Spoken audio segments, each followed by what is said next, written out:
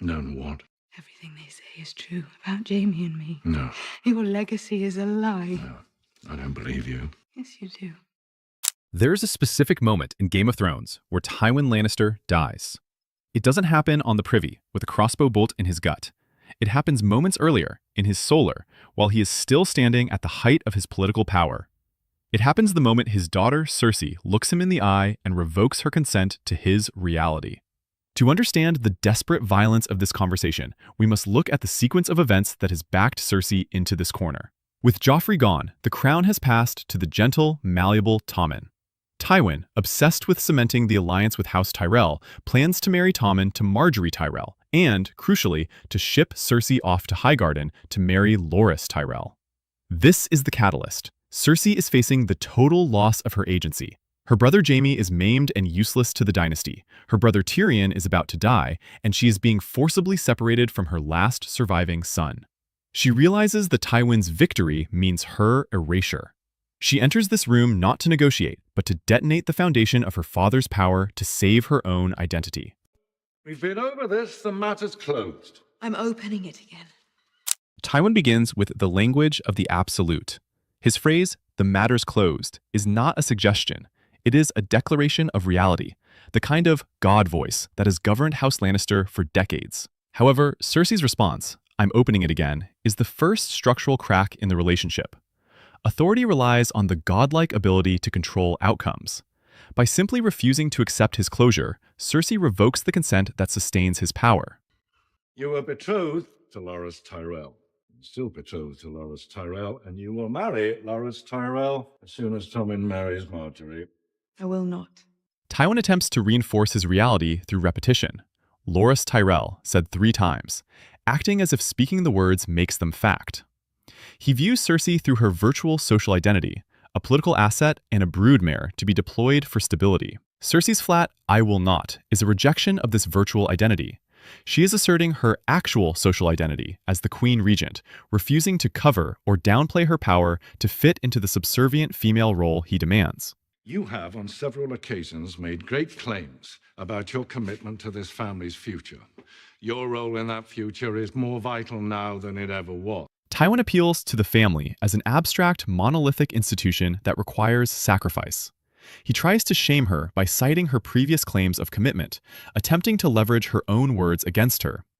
He is positioning her marriage not as a punishment, but as a vital role in the dynasty's survival. I don't care. I will stay in King's Landing where I belong with my son, the king. Cersei's response, "I don't care," signifies the collapse of Tywin's ideology.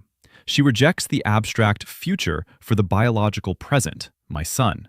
She identifies that Tywin is so consumed by the idea of the family that he is willing to destroy the actual family members to save the name. When you were 9 years old, I was called to the capital. I decided to take your brother with me and not you. You insisted that you would not be left at Casterly Rock under any circumstances. Tywin attempts to use a narrative control tactic, retelling a story from her childhood to re-infantilize her.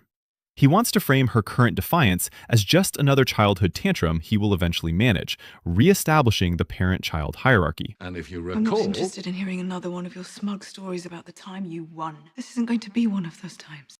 Cersei interrupts him, shattering the frame. By calling it a smug story about the time you won, she deconstructs his mythos in real time. She refuses to let him use the past to dictate the present, signaling that the old stories no longer hold power over her. do you think you'll be the first person dragged into a sept to be married against her will? Tywin escalates to physical coercion, dragged into a sept, proving he has lost the intellectual argument and must resort to brute force. This is a sign of weakness. True authority does not need to threaten violence to be obeyed. When you marched into the throne room to tell me we'd won the Battle of Blackwater, do you remember? I was sitting on the Iron Throne with Tommen. I was about to give him Essence of Nightshade. That's how far I was willing to go when I thought someone awful had come to take my son away. Cersei counters by engaging in the strategy of desperate ground. She recounts the Blackwater moment to prove her capacity for dynastic suicide. She is signaling that her maternal instinct overrides her survival instinct. Someone awful is coming to take him away. Oh, By labeling Tywin as someone awful, she categorizes her own father as the existential threat she was prepared to kill her son to escape. Tywin's single word, no, is a weak, reflexive denial of the reality she is painting. Joffrey is dead. Marcella's been sold like livestock, and now you want to ship me off to Highgarden and steal my boy. My last boy. You will dig your claws in and you'll fight over him like beasts until you rip him apart. Cersei lays out the effective reality. Her children are dead or sold, and Tommen is next. She rejects the political marriage frame and sees it for what it is, the theft of her child. Steal my boy. She sees Tywin not as a grandfather, but as a beast fighting for control. I will burn our house to the ground before I let that happen. and how will you do that? Her threat, I will burn our house to the ground, is not a metaphor. It is the core of her strategy. She values her agency and her children over the survival of the Lannister legacy. Tywin, still skeptical, asks for the mechanism. How will you do that? Believing he has blocked all her political moves. I'll tell everyone the truth. What truth would that be?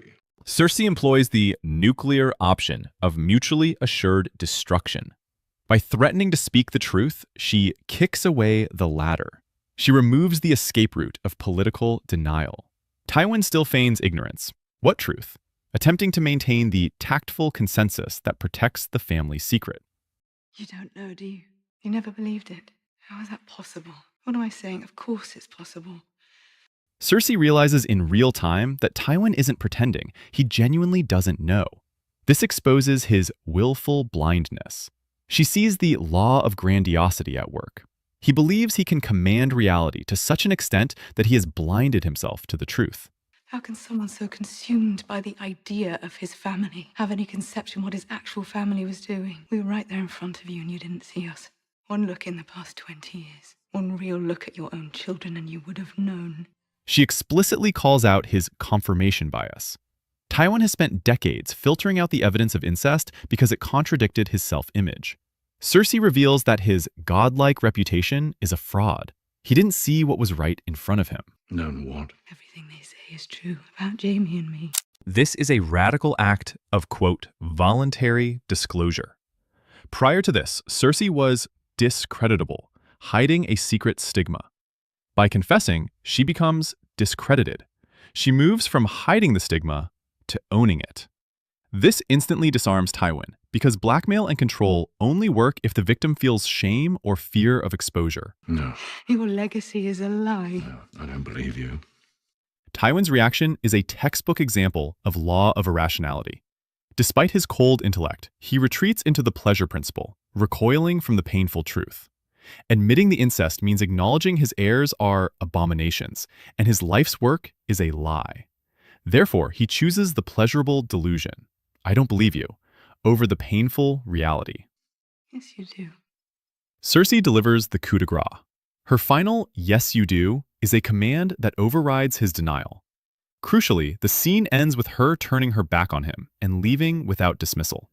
She violates courtly protocol and asserts dominance.